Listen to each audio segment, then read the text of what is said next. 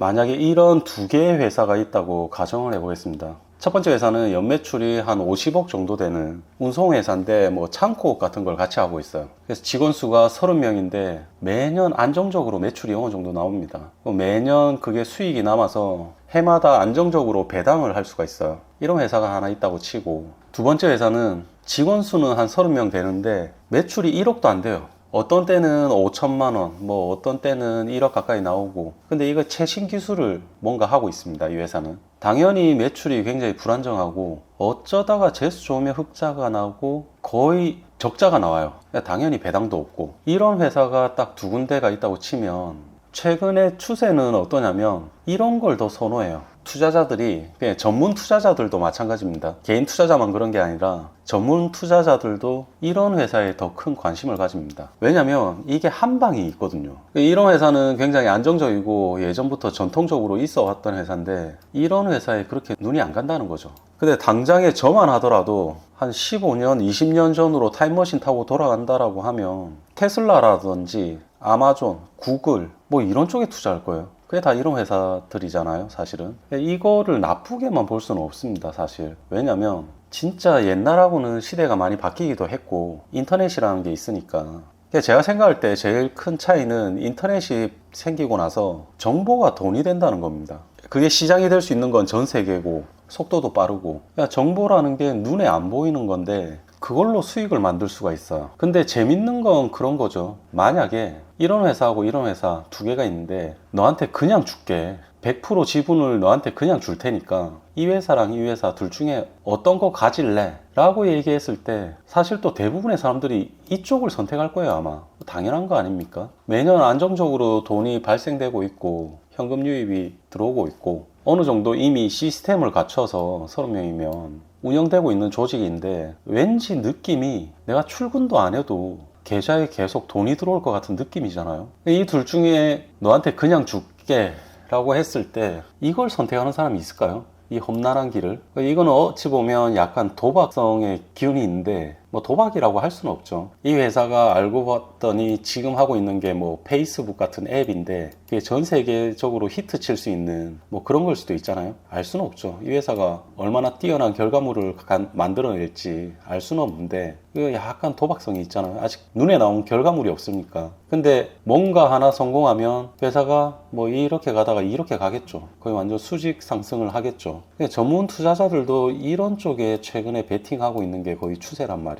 소위 이쪽은 성장주죠. 성장주에 투자를 하는 건데 이게 성장 기업에 만약에 투자를 해서 제대로 성공한다라고 하면 다른 어떤 투자 기법 다 필요 없고 가장 높은 수익을 기대할 수 있습니다. 근데 문제는 어렵죠. 성공하는 성장주에 투자해서 성공하기가 굉장히 어려워요. 그러니까 벤자민 그레이엄의 증권 분석이라는 책에 봤을 때 벤자민 그레이엄도 그렇게 얘기를 했거든요. 성장주는 자기가 모르겠다. 이걸 어떻게 분석을 해야 될지도 모르겠고 성장주에 대해서는 자기도 아직까지 분석을 못 하겠고 거기에 대해서 좀 답이 없다. 그러고 실제로 여러 가지 테스트를 했었습니다. 자기도 성장주 어떻게 해보려고 여러 가지 테스트를 했는데 벤자민 그레이엄은 자기가 밝힌 게 요거 결론을 못 내리겠다 자기는. 그래서 자기는 이쪽에 집중한다. 이 중에서 자기가 분석을 해서 진짜 괜찮은데 저평가되어 있는 회사들 이런 쪽에 그냥 완전 집중을 한다 였고, 워렌 버핏 같은 경우는 처음에 벤자민 그레이엄한테 그런 걸 다 배웠죠. 다 배우고 나중에 성장주를 또 따로 배웠습니다. 성장주를 따로 배워서 필립 피셔라는 사람한테 성장주 관련된 걸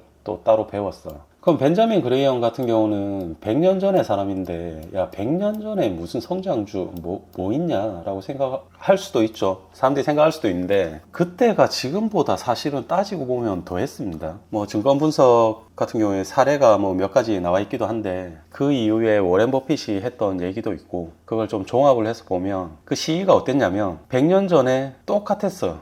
지금보다 오히려 더 심하죠. 어떤 부분이냐면 그때는 증기기관으로 해서 기차가 다녔죠.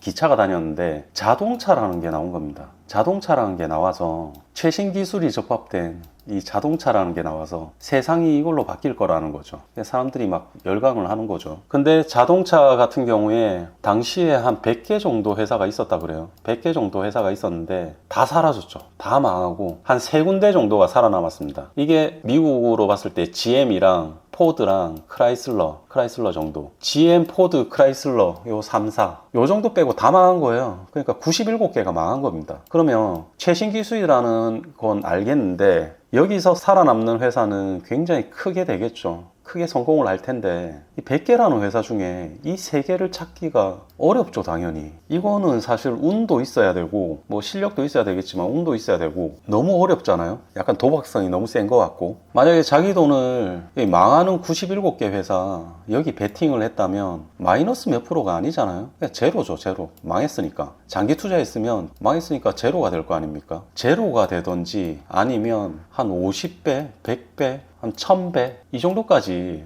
오를 수 있는 게 성장주 투자거든요. 이런 거 말고도 더 있죠. 더 많죠. 이 시대. 라디오에서 텔레비전이 나왔거든요. 뭐 흑백 TV였지만 텔레비전이 나왔고, 당시에 책에서도 적은 게 TV에서 위성 TV로 또 넘어갈 때, 그냥 채널 몇 개 없는 흑백 TV였는데 이게 위성 TV로 또 넘어갈 때, 이때 이거 신기술이라고 엄청난 붐이 있었다 그러죠. 이 업종에. 이거 말고도 이 시기에는 지금 시기보다 훨씬 더해요. 나오는 것들 전부 다 최신 기술이니까. 그때 얘기 있었던 게 또 세탁기, 소위 가전제품인데 세탁기라든지 이런 거 처음 나왔을 때 이때 주식시장이 난리 났었다 그러거든요. 뭐 지금으로 봤을 때는 AI니 아니면 인공지능이라서 뭐 여러 가지 또 있잖아요. 뭐 친환경적인 거, 뭐 전기차로 차가 움직이고 이런 유형의 어떤 신기술들이 사실은 100년 전엔 더 했죠. 이건 그때는 튀어나오는 것들마다 전부 다 최신 기술이니까. 그러니까 100년 전에 쓰여진 책이기는 한데 지금 상황하고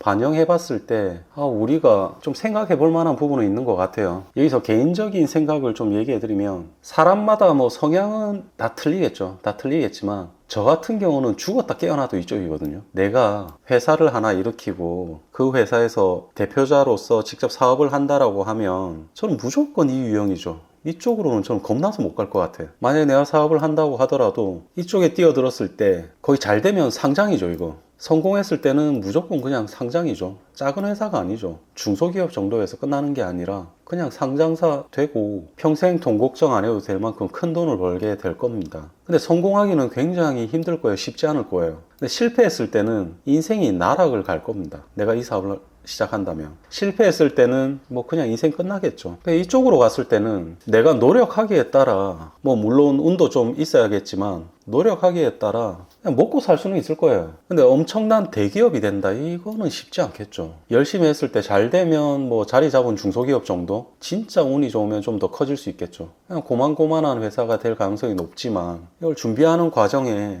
자산들이 생기니까 뭐 하다가 잘못돼서 엎어지는 경우라고 해도 뭐 인생이 나락을 간다 이것처럼 그러기는 쉽지 않을 거예요 또. 그래서 이걸 직접 사업을 하는 사람 입장에서도 그렇고 투자를 하는 사람 입장에서도 이제 이건 성향에 따라 그냥 갈라질 수 있을 것 같은데, 이게 무조건 틀렸다 그런 얘기는 아닙니다. 어떤 사람한테는 이게 정답이 될 수도 있고 어떤 사람한테는 이게 정답이 될 수도 있는데, 벤저민 그레이엄 같은 경우는 부분적으로 이쪽에 조금씩 관심을 가졌지만 그래도 대부분 이쪽으로 갔고, 저 같은 경우는 그냥 성향이 완전히 이쪽입니다. 이쪽으로도 성공한 사람들 되게 많아요. 뭐 예를 들면 중국의 알리바바죠. 알리바바에 투자했던 뭐 일본 사람인지 한국 사람인지 헷갈리지만 손정희 뭐 그런 사람들 같은 경우는 크게 성공했잖아요. 그러니까 이런 거는 제대로 한 건만 성공하면 거의 로또 같은 거기 때문에 쉽지 않을 뿐이지 뭐 이것도 성공만 한다면 나쁘지 않습니다. 다만 좀 어려워서 그렇지 성공 확률이. 이거는 좀 어렵지만 이건 상대적으로 좀 쉽죠. 뭐 당연히 투자든 사업이든 완전히 너무 쉬운 건 없는데 그나마 쉬운 거죠. 이건 상대적으로 여기에 비해서 더 확실하고 눈에 보이는 것들이 좀 있어서 어느 정도 계산을 할 수도 있고.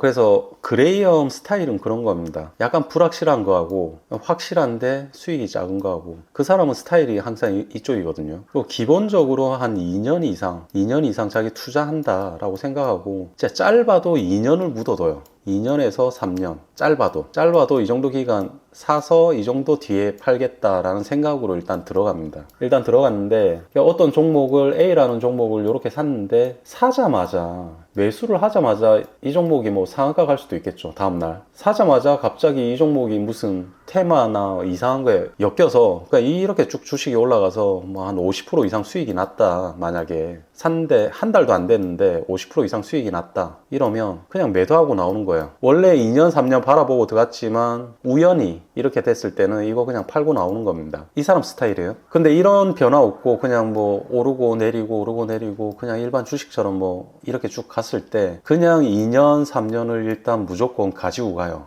처음부터 2년 3년 이상은 가지고 갈 생각이었으니까 스타일이 어떠냐면, 더 확실하고 더 쉽게 이기는 방법은 어차피 2년 3년 가지고 갈 거면 배당이 나오는 게 배당 안 나오는 종목보다는 좋을 거라는 거죠. 그래서 배당 나오는 종목을 선호를 합니다. 첫 번째. 근데 이 배당도 너무 적으면 그러니까 최소한 은행 이자보다는 좀 더 배당이 나오는, 뭐 물론 책에서는 정확하게 얘기하면 AA 등급의 기업채, 채권이라고 얘기를 했지만 일반적으로 그냥 생각할 때 은행 이자보다는 훨씬 더 나오는 그런 배당주에 한 2년 3년 묻어두는 겁니다. 그냥 중간에 예상 못하게 이렇게 주가가 튀어버리면 그냥 팔고 나오면 되는 거고, 만약 별다른 일 없이 이렇게 갔다가 2년 3년 뒤에 자기가 이 종목을 나름대로 저평가라고 생각하고 매입을 했는데 별다른 일이 없으면 그냥 배당이나 받고 그냥 매도를 할 수도 있고, 아니면 그 시기 이후에도 그냥 계속 가져갈 수도 있고. 그러니까 그레이엄 스타일은 그냥 무조건 이기는 투자를 하고 싶었던 거고, 원금을 손실 안 보는 스타일을 하고 싶은 거고, 더 쉬운 방법을 하고 싶은 거예요. 그냥 물론 지금 얘기한 것처럼 이렇게까지 간단하진 않아요. 이 사람들이 여러 투자 아이디어라든지